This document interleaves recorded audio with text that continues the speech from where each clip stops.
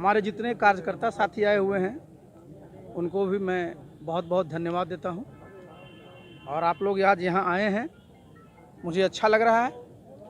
और मैं 2-3 बातें कहना चाहूँगा अपनी तरफ से। आज आप देखिए, हमारे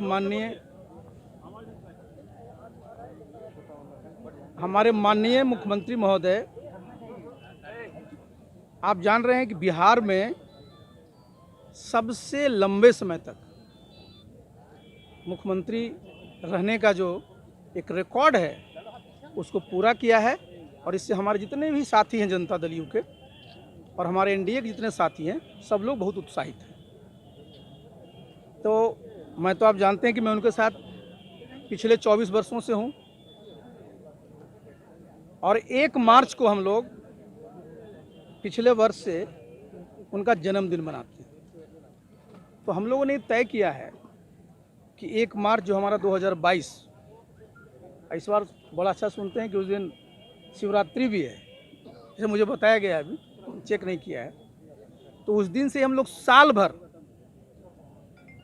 हमारे नेता नीतीश बाबू ने जो बिहार में काम किया है, बिहार का जो मान सम्मान बढ़ाया है, उसको हर एक के घर घर तक पहुंचाना है। और इसके लिए हम लोग जो हमारे जितने भी बिहार में गांव हैं, जितने भी हमारे पंचायत हैं, जितने भी हमारे नगर निकाय हैं, सब जगह हम लोग साल भर कार्यक्रम चलाएंगे। और कार्यक्रम क्या होगा? कार्यक्रम यही हम लोग चलाएंगे कि हम लोगों के नेता का जो एक व्यक्तित्व है, जो हमारे नेता का एक जो कृतित्व है, जो काम किया है, और साथ ही हमारे नेता का जो एक नेतृत्व मिला है बिहार को। और उससे भी बड़ी बात, आप सब जानते हैं कि पूरे देश में, दुनिया में जाइए तो नीतीश बाबू को लोग क्या कहता है कि बहुत शानदार वक्ता हैं। तो जो व्यक्तित्व है उनका, इन चारों चीज़ों को हम लोग घर घर तक ले जाएं। और इसी क्रम में बिहार में जो काम हुआ है उसको भी लोगों को बताएंगे। इसके साथ और एक जान लीजिए कि मैं अभी केंद्र में मंत्री हूँ। हमारे माननीय प्रधानमंत्री आदरणीय नरेंद्र मोदी जी भी, आप जान रहे हैं कि 13 वर्षों तक वो गुजरात के मुख्यमंत्री रहे और 7 वर्षों से ज़्यादा प्रधानमंत्री, लगातार 20 वर्षों तक। तो देखिए दोनों नेताओं की क्या सोच है। हमारे प्रधानमंत्री जी क्या कहते हैं कि भाई हमारा जो राष्ट्र है, हमारा जो हिंदुस्तान है, वो दुनिया में 1 नंबर पर है। हमारे मंत्रालय का भी बिहार में अगर आप देखिएगा तो 13 यूनिट है इन लोगों का, जो ये लोग सरिया बनाते हैं। तो बीच में आपने देखा होगा कि जितने लोग स्टील खरीद रहे थे उसका रेट बढ़ा हुआ था, क्योंकि अंतर्राष्ट्रीय स्तर पर इसका कीमत बहुत बढ़ गया था। प्रोडक्शन कम हो गया था, कोरोना के चलते जो है रॉ मटेरियल कम हो गया था। हम लोगों ने मीटिंग किया और आज हम लोगों ने अपील किया है, जितने हमारे बड़े जो लोग इसमें हैं, क्षेत्र में 6 जो हमारी बड़ी पार्टियां हैं, उन सब लोगों ने 2500 रुपया हर एक क्विंटल में कम किया है। दूसरी बात आपने कहा स्टील की बात, मैंने ही बताया। बिहार के साथ सबसे बड़ा अफसोस क्या रहता है कि हमारे पास माइंस और मिनरल्स नहीं है। साथियों, बड़ा अच्छा सवाल आपने किया, मेरे दिमाग में भी कचोट रहा है। तो हमारे पास आप जानते हैं कि हमारे पास NMDC है, नेशनल मिनरल डेवलपमेंट कॉर्पोरेशन, काफी जो हमारी एक प्रॉफिट वाली ऑर्गेनाइजेशन है, और उसका काम है मिनरल को एक्सप्लोर करना और मिनरल को निकालना। तो मैंने कहा कि भाई तोरा NIDC नाम तो नहीं है, नेशनल आयरन और डेवलपमेंट कॉर्पोरेशन है, तुम नेशनल मिनरल हो। आप पन्ना में, जब मध्य प्रदेश में पन्ना खोज रहे हो, तो हमारे बिहार में जरा हमको बताइए कि कौन कौन से मिनरल्स कहाँ कहाँ हैं। तो साथियों, आपको जान करके प्रसन्नता होगी कि मैंने जो मिनिस्ट्री ऑफ माइंस के, उनका भी एक कॉर्पोरेशन है जो मिनरल एक्सप्लोरेशन करता है, मैंने उनके पता जो CMD बुलाया था, मैंने दोनों। तो मैंने जब देखा रिपोर्ट तो मुझे तो बहुत प्रसन्नता हुई। हमारे नेता नीतीश बाबू, मैं तो अब जानते इतने साल से उनके साथ, जानते हैं एक बात उनकी सोच क्या रहती है कि किसी दिन कुछ नीचे मिल जाए जी तो मजा आ जाएगा। कहते रहते हैं ना कि कुछ मिल जाए नीचे। तो मुझे जो एक अभी जो फीडबैक है कि हमारा जमुई, जहाँ के देखिए शंभू जी हैं, सोनो इलाके में बताया जा रहा है कि सोना है। तो वो बताया जा रहा है कि सोना है, तो हमारे कल ही ऑफिसर्स आए होंगे यहाँ, क्योंकि माइंस के जो उनसे बात किए होंगे, और उसके लिए हम लोगों ने पूरी तैयारी की है। क्योंकि आप जानते हो कि आज जो सोना जो है सिर्फ हिंदुस्तान में, यहाँ पर कर्नाटक में कोलार में वो भी यूनिट बंद है। तो हम लोग सारा का सारा सोना जो है, शादी ब्याह में इतना खर्चा करते हैं, अंगूठियों पहने रहते हैं, इस सब बाहर से हम लोग को इम्पोर्ट करना पड़ता है। तो हमारे बड़ी अच्छी एक मतलब समझे कि सिल्वर लाइनिंग है कि भाई एक जो रिपोर्ट हमारे पास है वो दिखा रहा है कि बिहार के जमुई में सोना है। तो आप जरा सोचिए कि मेरे दिमाग में जब आया है तो कितना तेज से वो घंटी बज रही होगी, क्योंकि हमारे नेता की ये ख्वाहिश रही है कि भाई कुछ मिल जाए। तो देखिए दुनिया तो संभावनाओं पर। दूसरा मैं बता दूं कि आज सुविधा सब जगह है, चाहे पटना या गाँव में, लेकिन वहाँ भी अगर आप जाइए गांव में, आज देखिए हमारा सरकारी स्कूल है, बच्चे वहाँ भी जा रहे हैं। लेकिन पढ़ने के बाद हमारे टाइम में क्या होता था, मैं फर्स्ट बॉय हुआ करता था, मैं कभी ट्यूशन नहीं पढ़ता था, स्कूल में पढ़ता था। आज वो बच्चा स्कूल में पढ़ता है, फिर शाम में ट्यूशन पढ़ रहा है। तो जो क्वालिटी है हमारा ना, उसके लिए हम सब लोगों क्यों नेतृत्व होगा ही, हम तो है ही ना जी। अरे हम तो है ही, हमारा काम कौन है, हमारा बस कौन काम है, सरकारी काम करना, संगठन का काम करना, लोगों को भी जाना। हमसे ज्यादा कम टाइम केकरा पास है। मैं सीधे घर घर जनसभा नहीं, हम लोग करेंगे जहाँ पर कि हम अपने युवाओं को, हम अपनी युवतियों का, उनको ट्रेनिंग करें। देखिए ये बताना, देखिए जो मैंने बनाया, ये माइंडसेट बहुत जरूरी है चेंज करना। आप जरा समझिए, जो मैंने कहा ना कि हमारा कमर्शियल माइंडसेट है, ये नहीं है, हमारा पॉलिटिकल माइंडसेट है। सबसे पहले अगर कोई सड़क पास हुई, कहाँ दिमाग जाता है, ये टेंडर केकरा मिल रहा है सर। ये नहीं होगा कि सब कौन कौन से गाँव जुड़ेंगे, ये नहीं होगा सर कि सड़क बन गई है तो कहाँ कहाँ दूध पहुँचेगा, केकरा टेंडर मिले, फलाना मांगे सर। अरे सर तो ये नहीं, हम लोग तो शुरू करें, लेकिन हमारा जेडीयू को लोग जाएंगे तब सब एनडीए में हम लोग है ना जी। तो वहाँ जो वहाँ काम हो देखेगा नहीं क्या, जो जो सुविधाएं मिल रही है देखना है ना। चलिए उत्तर, अरे आप लोग एक के बतिया को ना बार बार पूछते रहते, उसके आगे भी बढ़ोगे ना, वो तब हो गया, चैप्टर क्लोज होगा, उस पर क्या बोलना। देखिए अभी पार्लियामेंट का सेशन चल रहा है ना, आपने सुना होगा जब डिबेट चलते रहता है कितनी पार्टियां इसकी मांग करती हैं। देखिए आप इस पूरे, देखिए इसको मैं दूसरे पर्सपेक्टिव में रखता हूँ। पहले तो देखिए कंफ्यूजन क्या कर देता है कि जब हमारे नेता कह देते हैं तो हमारे नेता, हम तो उसको मानते ही ना जी, तो कह देगा नहीं आरसीपी सिंह तो अलग सोच है। लेकिन एक बात आप सोचिए, आप जरा सोचिए, मांग क्यों करते हैं? मांग करते हैं कि लोकतंत्र की जो जड़ें हैं उसका फैलाव और बढ़े। और ये मांग कौन करते हैं? परिवारवाद वाले। उनको तो सूट भी नहीं करता है, वो कहे के लिए जातीय जनगणना मांग करता है जी, उसका तो सब पद अपने चाहिए ऊपर वाला। देखिए ये जनगणना क्यों कराया जाता है कि हमारी आबादी कितनी है, समाज के किस किन लोगों के लोग रहते हैं, कैसे सबका विकास। लेकिन ये सबसे ज्यादा चिल्ला के कौन बोलता है, पता कर लीजिए आप जरा। अच्छा ये बताइए जी, सवाल कहाँ से पूछते हैं? जनता दल यू का नाम क्या है? जनता दल यूनाइटेड। इसके नेता कौन है जी? 3-4 नेता हैं क्या? मात्र एकमात्र नेता है। और देखिए ठीक ठाक क्या होता है, यहाँ कुछ ठाक ही नहीं, पूरा का पूरा ठीक ही है। इसमें ठाक क्या होता है भाई? और देखिए हम लोग, सब लोग जरा समझिए, एक बात बोल रहे हैं, पिछले बार हम लोगों का सदस्यता का अभियान चला था, हम लोगों ने करीब 2 लाख हमने सक्रिय सदस्य बनाए थे, ऑलमोस्ट 45 से 50 लाख के बीच। अब हम जब घर घर जा रहे हैं तो जब लोगों से संपर्क करेंगे, हमारी बात जब वो मानेंगे, तो जो लोग हमारे मेंबर नहीं बने तो हम मेंबर नहीं बनाएंगे। तो हम तो अपना लक्ष्य रखेंगे कि जब सदस्यता अभियान चले तो पिछले बार तो 2 लाख था, इस बार 4 लाख, समझे ना। इसलिए कहीं कोई इस तरह की बात नहीं। एक सवाल है, प्रधानमंत्री मोदी ने कहा है कि नकली, देखिए मान लिया नहीं जाए, ये है। देखिए लोकतंत्र की सबसे बड़ी परिभाषा क्या है? लोकतंत्र में याद रखिएगा, जिसको हम लोग करियर कहते हैं, किसी क्षेत्र का करियर, चाहे आप मीडिया में हो, हम पॉलिटिक्स में हैं, कोई और।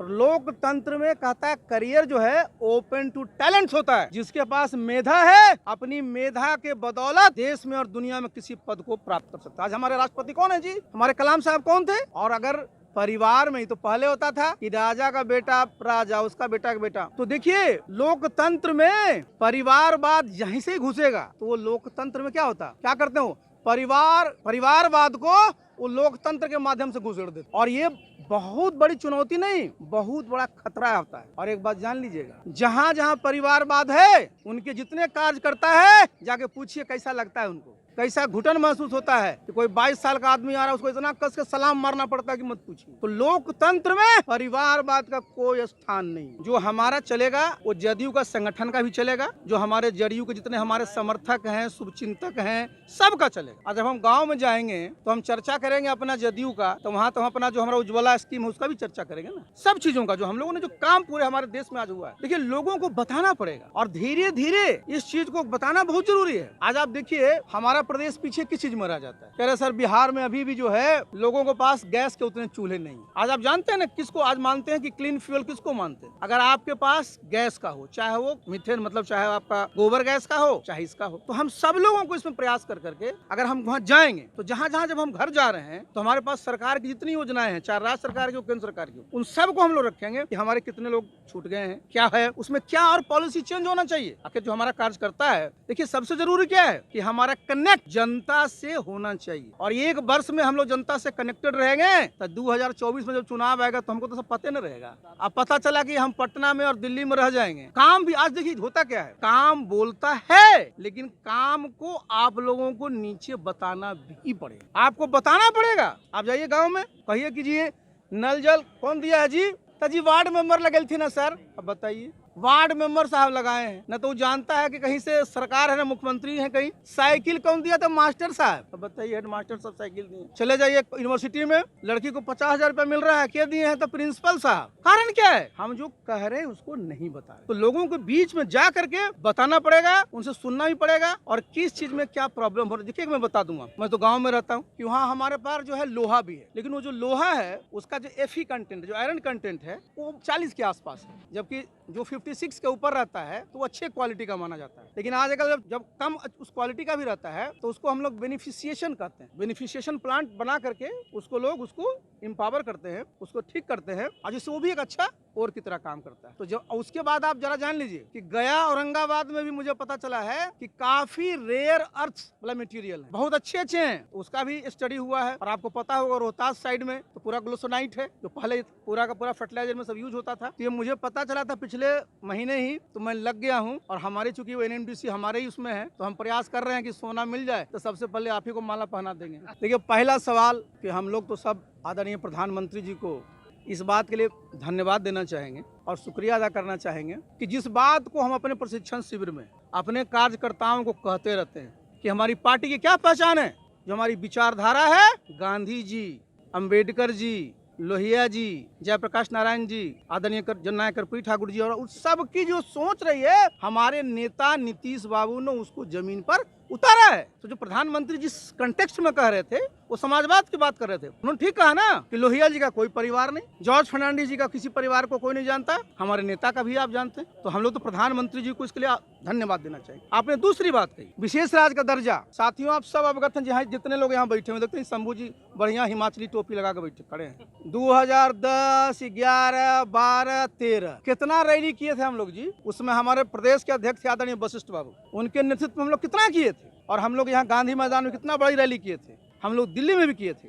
तो देखिए, इतने वर्षों के बाद मैंने देखा, आप पार्लियामेंट में भी देखते होंगे, कोई राज्य ही नहीं बचा है हिंदुस्तान का जब उसका नेता बजट पर बोलता है तो या तो शुरू में या अंत में कहेगा कि सर तेलंगाना को विशेष राज्य का दर्जा मिलना चाहिए, झारखंड को विशेष राज्य का दर्जा मिलना चाहिए, उड़ीसा को विशेष राज्य का दर्जा मिलना चाहिए। अब बिहार का तो हम लोग का शुरू से ही हमारे नेता ने सीखा। लेकिन देखिए, जिस बात को मैं कह रहा हूँ, हम लोग सब इसके पक्ष में हैं कि जो विशेष राज्य के दर्जा की खिड़की से जितनी सुविधाएं मिलती हैं उनको हमको बेहतर ढंग से मिलना चाहिए। जिन जिन क्षेत्र में हम पीछे रहे हैं उसके लिए उसका बैकअप होना चाहिए, इसलिए कहीं कोई कॉन्ट्रडिक्शन नहीं। दूसरी बात आपने क्या कहा था, प्लास्टिक प्लास्टिक खोद, ये खास प्लास्टिक कोई अच्छी चीज है क्या? प्लास्टिक आज तक जो है उसका ठीक से जो कहिए विघटन नहीं हो पा रहा, खत्म नहीं होता है। तो हमारे साइंटिस्टों ने दुनिया भर में, जापान में कर रहा है, हमारे हिंदुस्तान में शुरू हुई है। ये जितना प्लास्टिक कचरा देख रहे हैं ना, इससे स्टील का उत्पादन होगा, स्टील का। और आज क्या होता है, स्टील के उत्पादन में आप या तो डालते हैं आयरन ओर,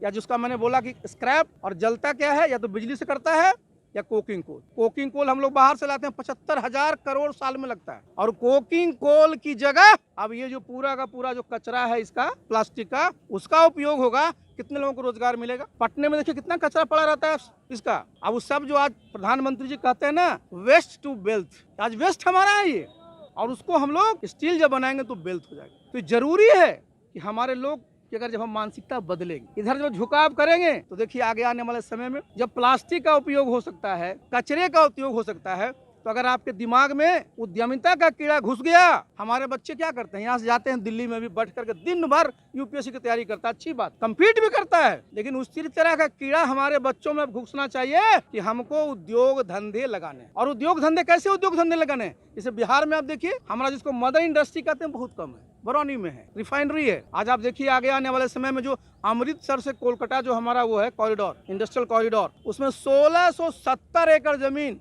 कहाँ एक्वायर हो रही है? हमारे गम्हरिया गया में। तो हमने इसमें प्रयास, हम लोग भी प्रयास कर रहे हैं कि जो गम्हरिया में जो हमारा इंडस्ट्रियल जो बने, वहाँ पर मदर उद्योग लगना चाहिए। ये नहीं पता चला कि बिस्कुट बनाने की फैक्ट्री लगा दिए या कोई साधारण छोटा मोटा चीज कर दिया, नहीं, वहाँ कोई मदर इंडस्ट्री लगेगी, तब जाके उसका एंसिलरी का भी होगा, तब देखिएगा अपने आप एक माहौल बढ़िया बनेगा। तो आप लोग से मैं अनुरोध करूँ कि जरा आप भी इसमें, चूंकि आप जितने आप लोग सब बैठे हैं, सिर्फ किसी भी देश का, प्रदेश का, समाज का विकास करना सिर्फ प्रधानमंत्री, मुख्यमंत्री या नेता का नहीं है, सब लोगों का है। और मिलजुल करके हम लोग को ऐसा माहौल बनाना चाहिए जिससे कि हमारा बिहार, जो हमारी जो प्रतिभा है, उसका सदुपयोग हो सके और आगे आने वाले समय में जिस प्रकार के आप देखते हैं जो चीजें होने जा रही है उसमें हम लोग आगे रहे। राजेंद्र बाबू का भाषण सुनिएगा जो वो ब्रॉडकास्ट कर रहे थे, क्या कहे थे वो? उस समय हिंदुस्तान में 32 करोड़ लोग था, आज हमारे बिहार में कितना है जी?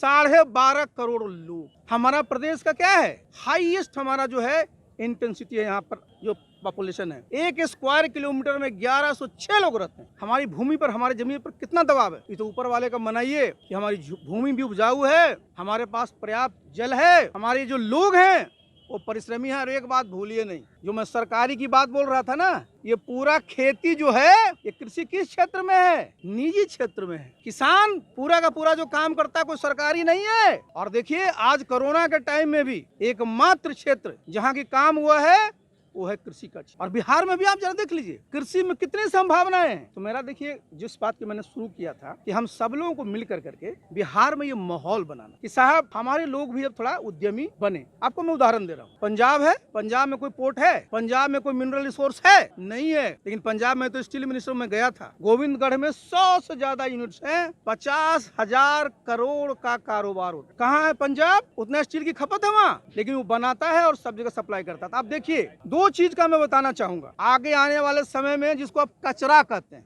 ना, कचरा, ये हमारा पूरा जो स्टील है, आज आप देखते हैं स्टील की फैक्ट्री सब कहाँ लगती है? जहाँ स्टील का खदान होता है, जहाँ कोयला का खदान होता है। अब आगे आने वाले समय में क्या होगा? फैक्ट्रियां वहां लगेगी जहां ये लोहा का कचरा रहे, जो स्क्रैप रहेगा, जिसको हम लोग सेकेंडरी स्टील कहते हैं। पूरा का पूरा देखिए पंजाब में जो स्टील बना रहा है कोई आयरन ओर नहीं, वो सब कचरे का है। तो आगे आने वाले समय में जब अपने देश में देखिए ना कि 15 साल के बाद सब गाड़ी खत्म, तो कचरा बनेगा तो उससे स्टील फैक्ट्री का बनेगा। दूसरा, अभी आपने देखा होगा 3 दिन पहले हम लोगों ने मीटिंग की थी, इसको जरा गौर से सुनिएगा। सबसे बड़ी परेशानी क्या है? हम लोग इतिहास के विद्यार्थी हैं, कहते हैं आयरन एज में रहे तो फलाने एज में रहे, और आगे क्या कहेंगे आपके बच्चे कि हम लोग प्लास्टिक एज में रहते हैं। भी जानते हैं, आप जाते हैं पंजाब, आप जाते हैं हरियाणा, आप जाते हैं छत्तीसगढ़, आप जाते हैं सूरत, आप जाते हैं महाराष्ट्र, वहाँ और बिहार में आपको क्या फर्क पड़ता है? मैं तो घूमते रहता हूँ मंत्री होने के नाते भी, ऐसे भी। तो ये मैं अपील करना चाहूंगा हमारे बिहार के जितने युवा साथी और जितने भी लोग हैं कि हम लोग को थोड़ा अपना माइंड सेट बदलना पड़ेगा। इस चीज को मैं इसलिए कहना चाह रहा हूँ कि हम लोग हर एक चीज में सरकार और सरकारी चीजों पर ही आश्रित रहने की आदत बना ली। तो हमें जो एंटरप्रेन्योरशिप है, जो हमें जो उद्यमता है एक, उसमें हम लोग पीछे रह जाए। और बिना एंटरप्रेन्योरशिप का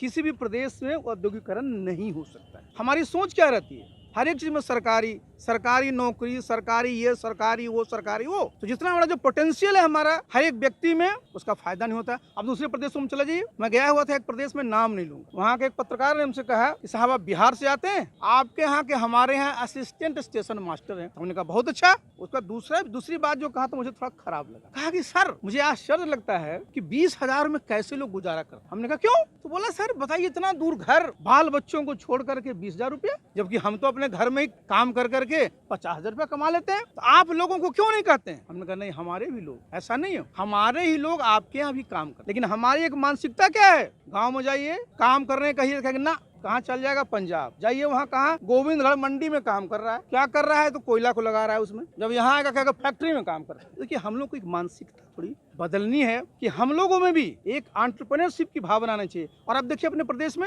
हमारे नेता ने कैसे हमारे लोग एंटरप्रेन्योर बने। ये पहला प्रदेश है, मैं तो पूरे देश का देखता हूँ, इतनी बड़ी योजना कि हमारे युवा युवतियों को स्वरोजगार के अवसर पैदा हो, इतनी अच्छी स्कीम कहीं नहीं। 10 लाख आप देख रहे हैं, 10 लाख दिया जाता है, 5 लाख उसमें सब्सिडी होती है और 5 लाख इंटरेस्ट फ्री लोन। उसके बाद भी हमारे जो युवा हैं उनसे पूछिए कि सर नौकरिया वाला जी कब निकल रहे हैं? अरे देखिए एक बात बता देते हैं, अच्छा कि काहे के लिए है, और आपके पास भी रहता है कि सर आपको क्या कहना है। देखिए आप जरा याद करिए, आपने चूंकि छेड़ दिया, किस दिन काउंटिंग थी बिहार में असेंबली का? 2020 में 10 को। और चुनाव कब खत्म हुआ था? और 3 दिन का क्या हाल था जब एग्जिट पोल आया था? पूरे बिहार में क्या माहौल था जब एग्जिट पोल आया था? तो बिहार की जनता ने हमारे नेता आदरणीय नीतीश बाबू के नेतृत्व में 2025 तक बिहार विकसित प्रदेश बने, इसका दायित्व सौंपा। इसमें कहीं कोई इफ बट नहीं है, समझे ना। अब बाकी तो नेता लोग अपना अपना करते रहते हैं।